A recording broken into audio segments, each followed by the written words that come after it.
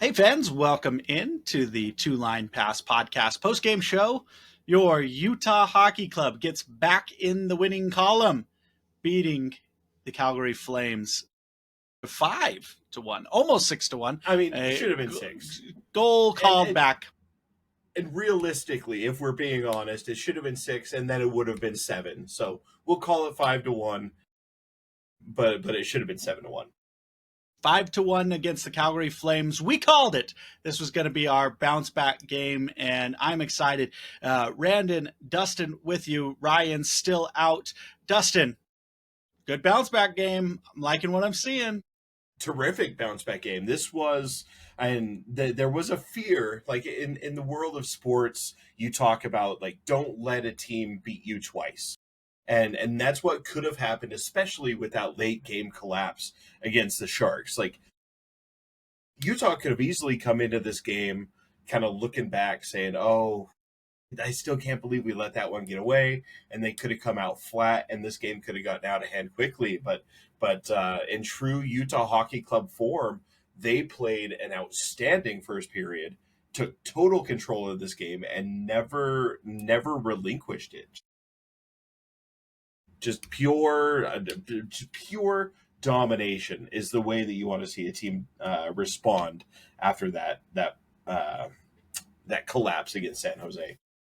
Yes, absolutely. And I would be remiss if I didn't say I was nervous going into the third period with a 4-1 lead, but it all worked out. This is what we expected. Like when the team has these leads built up, like this is what you expect, right? We're going to assume that the San Jose game was a pure fluke. San Jose, by the way, is on that 2-game winning streak. They may never lose again. Are we the second best team in the West?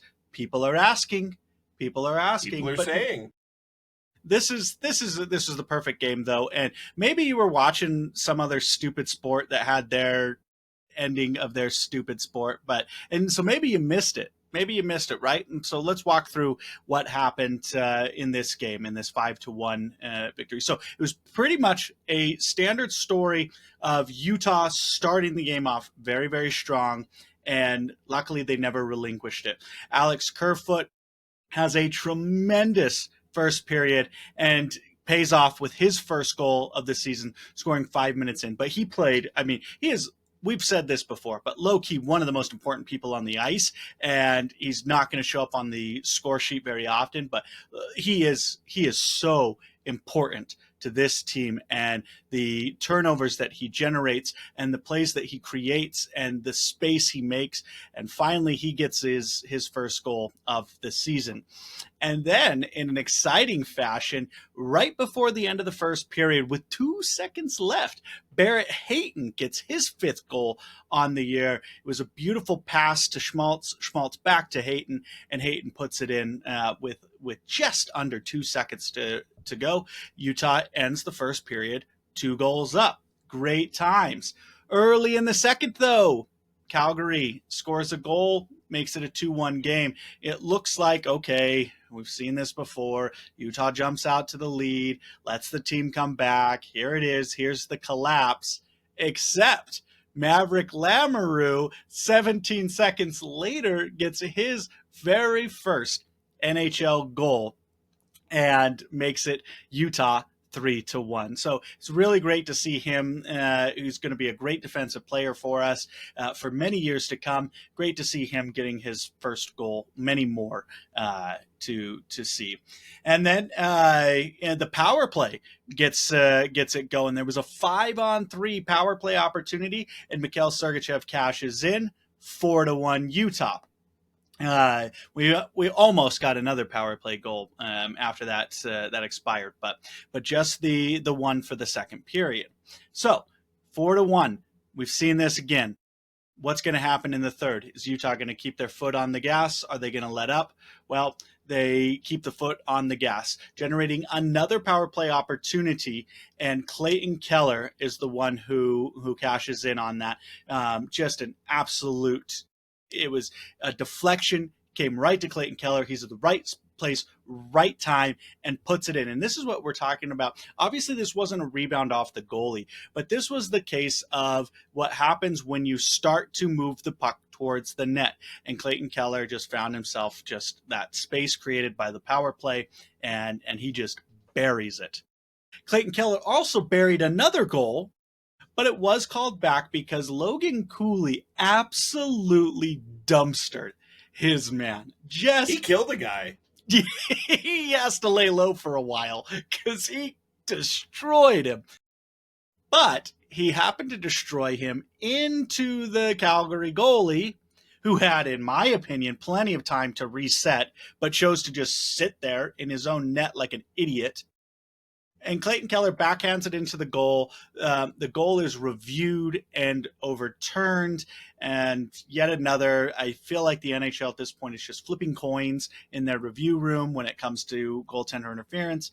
And unfortunately, Utah lost the coin flip, but did not relinquish any pressure on the game, kept it up till the last second. And Utah rights the ship 5-1 against the Calgary Flames, now the struggling Calgary Flames, thanks to the dominant Utah performance. Dustin, what were your big takeaways from this one?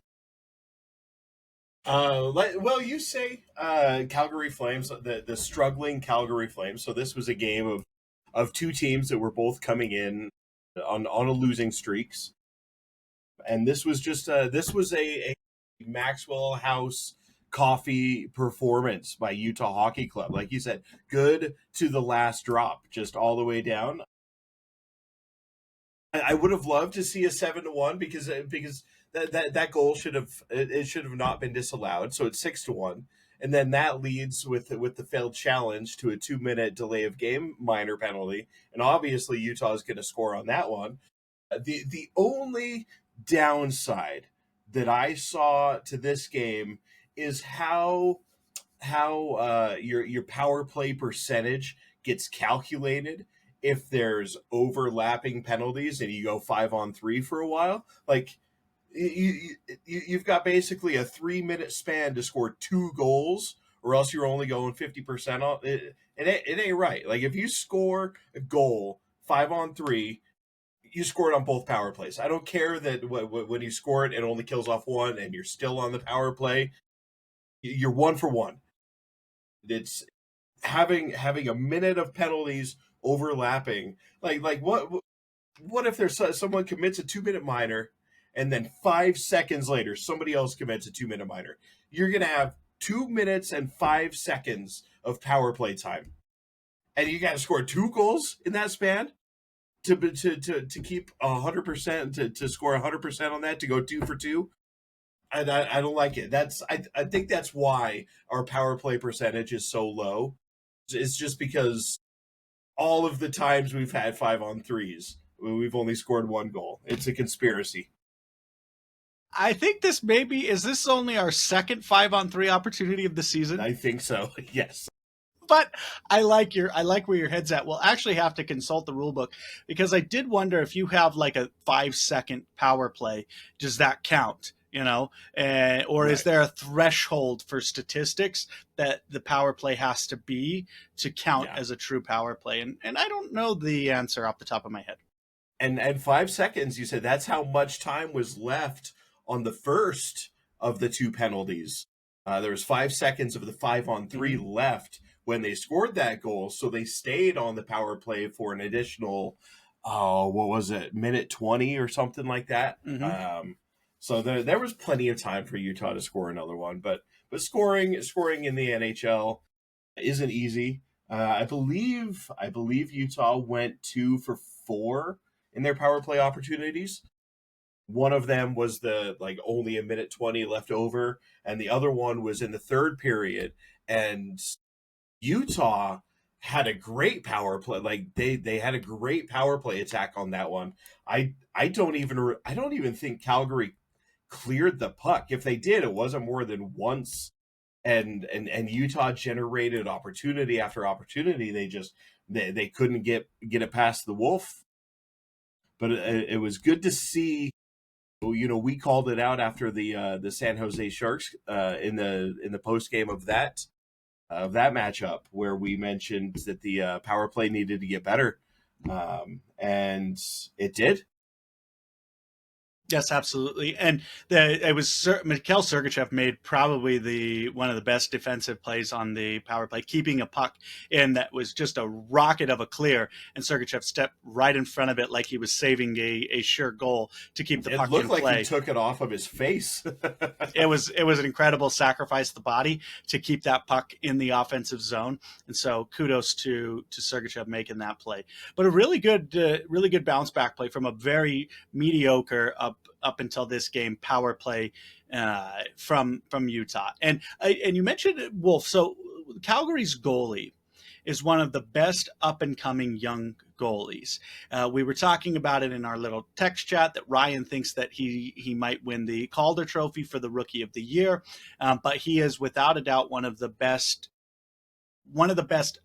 goalie talents in terms of up and coming goalie talents. And so it'll be fun to watch him. But for Utah to put up the numbers that they did against a very talented goalie, he was like 3-1, a 9.25 save percentage, a sub 3 goals against average, which is exactly what you want out of your goalie. So this was an excellent bounce back game, both 5-on-5 and on the power play. And we did get outshot, but we did outshoot Calgary in the third period, which is fantastic. Only got outshot by 3 goals. We continued our face-off percentage dominance. Obviously got out hit. It's no surprise there. That's just going to be a nightly thing for this team. But if you got Logan Cooley who kills one guy at least once a game, I guess it doesn't matter overall hits because that one hit counted for like 30. Yeah. And I don't know if you actually recognize it, but back here behind me, if you're watching this on the YouTube video, if you're watching this in podcast form, this is terrible podcasting. But you see this like faux brick look behind me. That's actually Connor Ingram, right behind me, right there.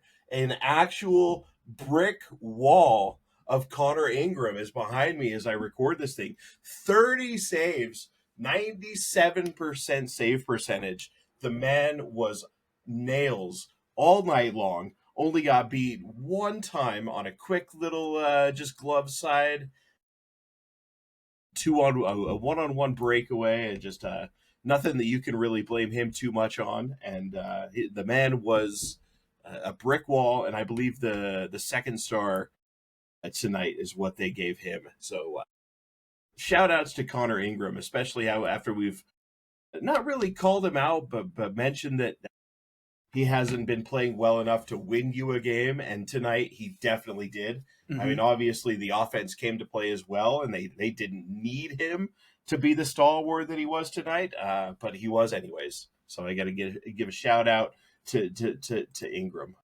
This was without a doubt one of his best efforts, and like you said, not only keeping Utah in the game, giving them a chance to win, but absolutely stealing it. And there's no letdown, no defensive letdown. Nobody was leaving him out to dry.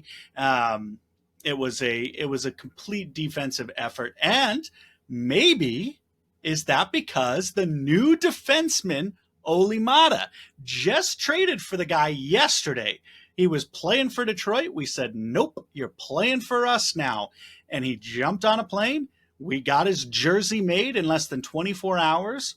And he's playing for us. And guess what? He's second on the time on ice, just only behind Sergachev. It's his first game with Utah, and he's second in time on ice for defensemen. So Olimata's defensive presence, he's a veteran defenseman. He's 30 years old. He won 2 Stanley Cups with the Pittsburgh Penguins. He's been around the league. He is once again, he's that veteran that's 5 years younger than our other veterans that we've got, and he's going to be phenomenal as a defenseman. So, is that the key to replacing Sean Durzi long term? We'll find out. But Dustin, another thing that happened today, we talked a lot about line combinations and the shifting of lines. Well, something else happened, a little unique that you don't see too often. It's not super uncommon, but they rolled with 7 defensemen and only 11 forwards. So we discussed, okay, is it going to be Spicy Tuna? Is it going to be Carcone, Yamamoto? Like, who's your fourth line winger?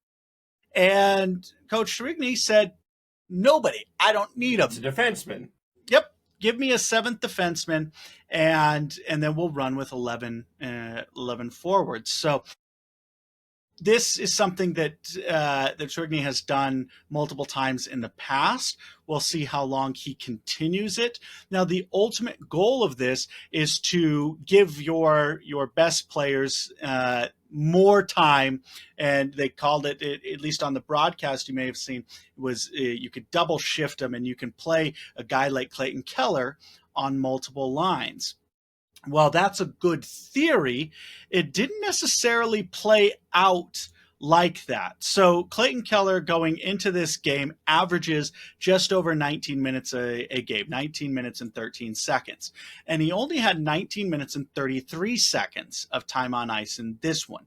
So not a significant uptick. You know who did have the most shifts is Nick Schmaltz, and he had 18 minutes and 51 seconds on time on ice. So both of them getting about 20 more seconds, about one more shift. Nick Schmaltz leading the team for this game, or leading the forwards rather, on shifts with 26. Now Clayton Keller and Nick Schmaltz both tied for the team lead in points. Nick Schmaltz with 11, Clayton Keller with 11. Nick Schmaltz, all 11 of his points are assists. So pretty neat to see my boy Nick Schmaltz doing that. But it's going to be interesting to see how, if he continues, Coach Drigney continues this 11-7, how those offensive those forwards benefit from it. Like who's the most benefited in terms of additional shifts and things. But probably one of the things that's going to play the biggest impact is got to stay out of the penalty box. 3 penalties, pretty good. 0 goals allowed, perfect penalty kill. But yeah, I think the 11-7 thing, I hope it's not a real thing for long term. I don't particularly like it. I don't think it's a long term strategy. But for getting out of a slump, it worked. And for shoring up some defensive suspects, especially getting Olimata back in, getting Valimaki back in, you're happy. Kesselring got over his injury, and the defensemen all played really, really well. So we'll see how long that 11-7 thing goes. But any other takeaways, Dustin, that you saw from this particular game? Something else that we've called out in the past, and it's how loose Utah is or has been in the neutral zone with the puck, having giving too many giveaways, too many takeaways by the opponent, because they're trying to do too much in the neutral zone. They're trying to make that extra pass rather than just putting a shot on the net, and they're trying to do too much. Calgary with only 4 takeaways tonight. Utah only 17 giveaways, so they didn't give the puck away as much as they have been. They didn't let Calgary take it away hardly at all. Utah had 9, so they doubled them up there. Just a lot cleaner, a lot crisper, a lot smarter with the puck, and you saw the results bear out on the ice, which was really nice to see. It's almost like, I think you in our little group chat said that they just put our podcast episodes on in the locker room, and they listen to us and they know what to do. And it's getting to the point where I believe you. Like we early on in the season, hey, they're not putting the amount of time that's left in the penalty up on the jumbotron. Next home game, there it is. We talk about, oh, you guys need to clean up the power plays, like be better on the power play. Tonight, they look outstanding on the power play. Be cleaner with the puck. Tonight, they're cleaner with the puck. Just everything that we tell them to do, they're either listening, or Bear is listening himself, and he's just passing it along. But yeah, if Utah Hockey Club, if you've got a handful of spots open on your coaching staff, obviously we know what we're talking about and what we're doing is working. The advice we're giving is working. So and maybe don't mess with a good thing and just keep listening to us on the podcast instead of actually giving us a job. But I like the teamwork that we have so far. So yeah, We I like the like it. independence. We like the independence of being away from the team because then I feel like we can give unfiltered thoughts. We don't have to be overly optimistic. We don't have to push any particular, team angle or anything. So we give you the raw, the unfiltered, the hard hitting facts. And the fact of the matter is we've been right about much many things in this particular season, but it's been a lot of fun. It's been a lot of fun to watch and grow and learn, and so we hope you continue to join us, and hopefully on the second half of the season we start to get some exclusive two-line pass interviews with some of the players. We'll have Coach on here, and he can talk about how influential the podcast has been for him. But it's going to be a lot of fun, and we hope that you continue to listen to us. We're looking ahead now to the future. We play next game at Vegas again. Vegas gets another home game. Another home game. Yeah, their entire season is just home games. So we travel to Vegas for one of two November games. We start November in Las Vegas, and we end November in Las Vegas. So no, we end November at home against Vegas, not in Vegas. No, it's it. No. It's at Vegas. No, we play Vegas 3 times in November. We play at home against Vegas November 15th as well. Mm-hmm. So we've got 3 games against Vegas in November. Start, middle, end. Also, speaking of the middle, jerseys. Hopefully, Cole Bagley saying on Twitter, confirming that jerseys should be on sale middle of November, and they will launch on a home game. I'm hoping the earliest. Please, sweaters. No, I'm not. No, that's the okay. I will say this. Can we turn this into a soccer thing? Like, no, it's a pitch, and they're called kits. They're like, no. I will 100%. Yep, that's the 100% thing I hate, and Canada can keep that crap. I'm not gonna just call them sweaters. They had a pregame thing. Oh, who's got the best sweater? Shut up! This is a sweater. I'm wearing a sweater right now. I've got 4 hockey jerseys hanging in my closet. Yeah, Jersey. I agree. The Canadians, not the team, the Canadians, but Canada's inhabitants. The general populace of Canada calls them sweaters. We don't have to. All right. Well, if you're going to attack the North, I'll take a shot down south to our friends down in Arizona. I'm going to say 11 assists running your offense through a guy like Nick Schmaltz feels kind of captain-y. Mm-hmm. I'm just saying. Lots of playmakers throughout the league are captains. And, hey, I don't know, man. Maybe we were on to something. But nah, he's a shitty, lazy player. That's who he is. Yep. So, and that's how the fans treated him. Maybe that's why he played like that. Maybe that's why he just hated playing in your college stadium. Yeah. Maybe if you had more than 5,000 people attending games, buying merch, still have him. You'd still hate him, but you don't. Suck it. He's ours now. Gonna take some pot shots. Also, I'm sure they're hate listening to this podcast anyway. They have to be. And if you're not, you might as well start. It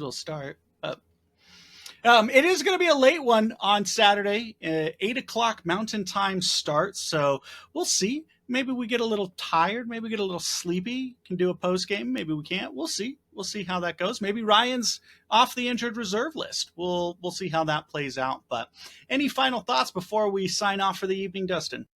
Prepare yourself, because this next stretch, this is going to be a grind. This is going to be a test of what this team is made of. Vegas, followed by Winnipeg and St. Louis, and then Smashville.